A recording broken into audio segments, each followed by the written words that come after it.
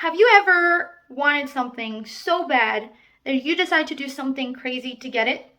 Well, today I'm going to tell you the story of the time when Abram and Sarai decided to do something insane to get that child they really wanted. So this couple, Abram and Sarai, they've been living in the land of Canaan for 10 years already. So Sarai is desperate. She's looking at herself and saying, I'm really old. Look at me. I'm old. I don't think Abram is going to have a child through me.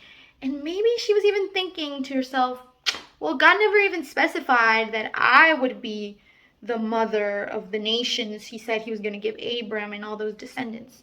So she comes up with a plan. And before I tell you that plan, I would like to point out that the Bible never mentions that Abram got himself other wives, okay? He was just with Sarai, expecting her to be the mother of that child God promised until now. So Sarai's awesome plan was actually a common custom of her time. The wife that couldn't have children would give her husband one of her servants so that they could have a child. And that child, by right, would be the wife's because the servant is her property and that's her husband. So that kid is supposed to be hers. So Sarai brings into the picture her slave/servant girl, Hagar, and tells Abram, look, have a kid with her, and it will be just like if it were my kid. And so Abram is convinced in the end. He said, well, if you insist, I guess. If you insist. Now we can say, oh my God, that's so disgusting. He's having a kid with the servant. But the real problem here was that Sarai was doing her own thing instead of expecting something supernatural from God. She was trying to help God. Turns out God doesn't need any help. But the whole plan backfires because surely enough, Hagar and Abram understood the assignment and Hagar is pregnant. But now Hagar starts looking down at Sarai. In these times, a woman's worth was measured by how fertile she was. And Hagar got pregnant like this when Sarah had been trying for years without success. So she was feeling superior. I'm better. I am better. There's some major drama in Abram's house.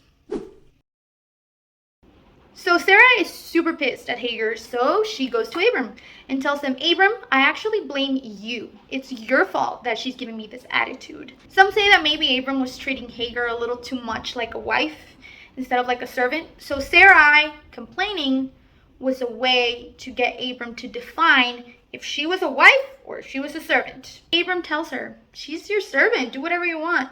Hagar is defined as being a servant. She is not Abram's wife. So Sarai takes advantage of what Abram just said and starts treating Hagar super harshly to the point that Hagar's like, I'm not taking this anymore. Peace, I'm out. I'm just gonna run away to the desert, all pregnant and everything, but I just can't be here. And somewhere along the way, an angel of God comes and visits Hagar and tells her to go back to Sarai and submit to her authority. But he also tells her that her son will be father of multitudes of people. Lots of people were going to come from him.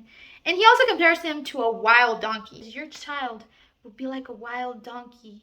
And also name him Ishmael, which means God hears, because God heard your cry of anguish. So Hagar returns to Abram's household. Okay, so what can we learn from this crazy episode of Abram and Sarai's life? Well, first of all, God's timing is different from ours. Okay? He has his own agenda, his own plans.